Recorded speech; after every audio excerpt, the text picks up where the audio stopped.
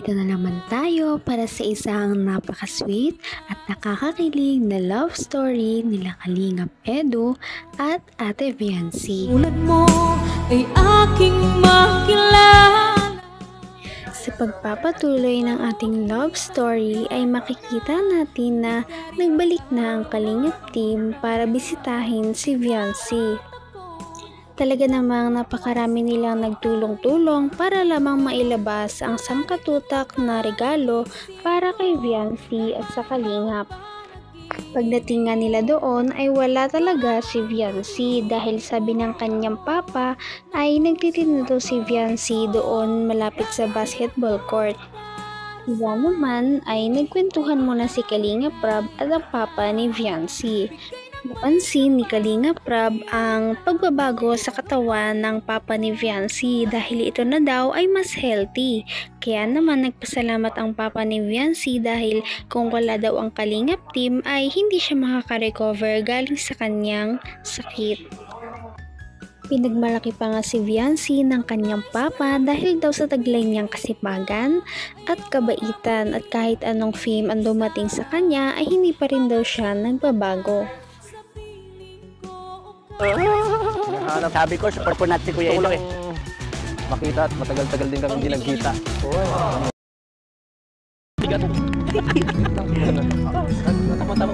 Saglit lang po, magulo. Pabili po. Magkano doon sa tendera? Init. Malamig po kayo. Pwedeng mag-utang. Palamig. Pwede ba dito ang utang? Libre lang po. Ay, libre. Grabe. Grabe, joke lang. Nakakahiya naman. Magkano dito? Hindi po, libre lang po yan. Libre lang. Baka malibre ka niyan. Para sa akin lang. Paano po kami? Kayo din po. Grabe. Yan na. Ang swerte natin. Nilibre pa tayo. Napaka-sweet talaga ni Kalingap Edu dahil kahit natirik ang araw ay dinayo niya si Viancy sa kanilang pwesto. At doon ay naabutan nila si Viancy na napakasipag na nagtitinda kahit na mainit ang panahon. Siya ay nagtitinda ng iba't ibang pagkain kagaya ng isaw, hotdog at iba pa, kasama na rin ang mga palamig.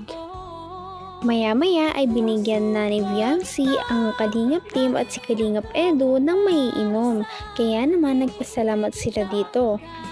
Mahahalata talaga natin kung gaano na-miss ni Kalingap Edu si Viancy dahil ilang linggo na daw silang hindi nagkikita. Kaya naman tuloy-tuloy ang kanilang pagpapakilig sa isa't isa. Mapapansin din natin na panay ang titig ni Viancy kay Kalingap Edu na para bang na-miss niya din ito. Ang nice ko laging Ang hirap. Kayo na po. Bakit mo ko hinahampas? Ang sakit. May wagang tao eh. Hindi ka dito niinitan? Yun naman po. Sige po. Inaabala niya ako. Nasar mo nang tutuloy yun. Maganda ka. Bubula mo kayo. Wait, Hotdog. Yan. Ito ano to? Fishball po. Fishball. Baka malagmula. Doon po muna tayo sa bahay. Ang init po dito.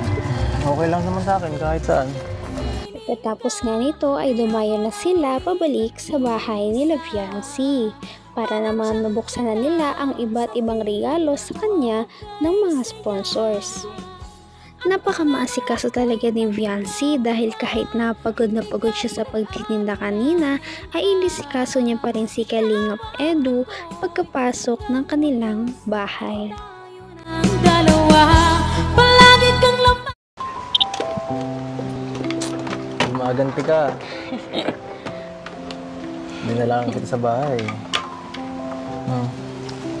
Namiss mo ako. Sa tagal natin din nagkita.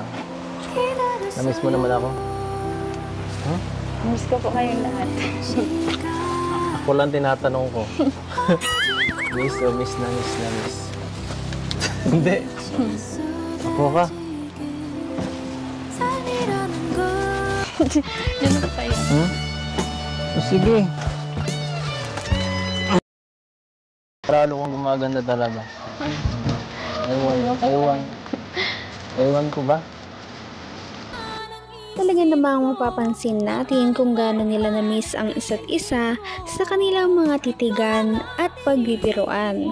Pagkatapos nga noon ay nagbukas na sila ng napakaraming mga parcel galing sa mga supporters. Napakaraming ang damit na natanggap ni Viancy, mga bag at mga wallet. Gayon din ang mga Kalingap team, hindi rin sila nakalimutan ng mga sponsors. May kanya-kanya silang mga damit. At meron pa nga isang nagregalo ng mga couple t-shirt para sa dalawa na siyang bagay na bagay naman talaga.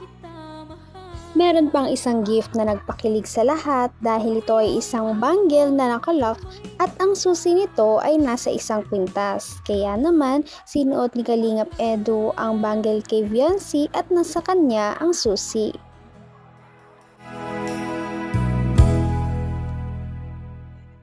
Si Ate Bianca. Lupit. Dapat. Grabe. Maganda ka siya ba? Ay! Ano ba to? Sana all, no? Hanggat nabubuhay Sana ako. kayong dalawa, makalapti na din kayo. Ha? Ilan taon na kayong ganyan? Congratulations. Pagkatapos nito ay nag-request naman ang Kalingap team na kumanta naman daw si Viancy dahil miss na ng viewers ang kanyang napakagandang boses. Ngunit sa hindi inaasahan ay hindi lang si Viancy ang kumanta dahil hinarana din siya ni Kalingap Edu ng isang kanta. Kaya naman sila ay nagkantahan habang nagtititigan. Kaya naman kinilig ang mga viewers. Ang isip ko, kung ano bang panaginip ko. Ito, Alam niyo po ba? lagi rin akong nagdasal. Hihintay kita. Hello, ba't? Di pa yan, loser na ako.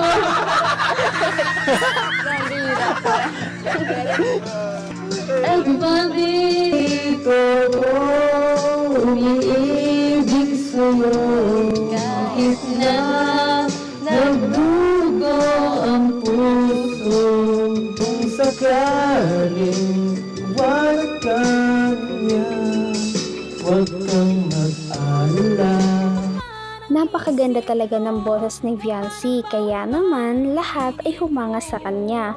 Humanga naman si Ate Viancy dahil sa kanta ni Kalingap Edu na para bang hinihipnotize siya at hindi niya maiwasan na hindi tumitig. Pagkatapos ang nakakapagod na kantahan at pagbubukas ng mga regalo ay naghanda na si Viancy ng kanilang merienda. Ito ay isang napakasarap na siomai na may mga sausawan pa at mga soft drinks. Nagpasalamat talaga ang Kalingap team dahil kada punta nila doon ay hindi sila pinapabayaan ni Viancy na magutom. Kaya naman natatangi talaga si Viancy sa ibang mga Kalingap Angels dahil sa kanyang ugali. Kaya naman inuulan si Viancy ng mga suporta. So meron tayo ditong 35,000 pesos. Wow! 1,000 ito, meron tong paglalaanan. Ano? So unahin natin yung 5,000 para sa allowance ni Viancy. Yun, grabe. 1, 2, 3, 4, 5,000 pesos. Ayan. Wala nyo si tatay, wala no? Okay lang, okay lang. And 5,000 allowance mo, Viancy. Sige po, sir. And 10,000 para sa business nila, ano? Karagdagang puhunan. 1, 2, 3, 4. Ito, Viancy. Pang-open mo doon ng bank account. Kumbaga, start ng saving ni Viancy. Ano? Sige po. Hindi ko na to, ikaw na hawak. Assignment mo to, dapat mag-open kayo ng bank account. Grabe naman ang 35,000 na binigay kay Viancy. Kaya naman parang pinipigilan niya na maiyak dahil na naman sa mga blessings na dumarating. Bukod sa 35,000 na yon, ay nadagdagan pa yon ng iba pang halaga galing naman sa iba pang mga sponsors. Talaga namang lubos-lubos ang pagpasalamat ni Viancy sa kanyang mga supporters na nagmamahal sa kanya. Kaya naman wala daw siya dito sa kanyang kinalalagyan kung wala ang kanyang mga supporters. At of course, dahil na rin kay Kalingap Edu. Sa short message din sa kanya ni Kalingap Edu ay nabunyag kung gaano ka-sweet si Viancy. Hindi ka nagbabago. Simulat sa pool. Ang bait-bait niya, sweet pa yan. Oo. Pa-good morning lagi yan. Hira. Kaya naman, sana ipatuloy natin silang suportahan at mahalin si Viancy, si Kalingap Edu at ang Kalingap team. Yun lamang at maraming salamat sa panonood. Abangan natin kung magkakatuluyan ba talaga si Kalingap Edu at Viancy. Hanggang sa muli. Bye!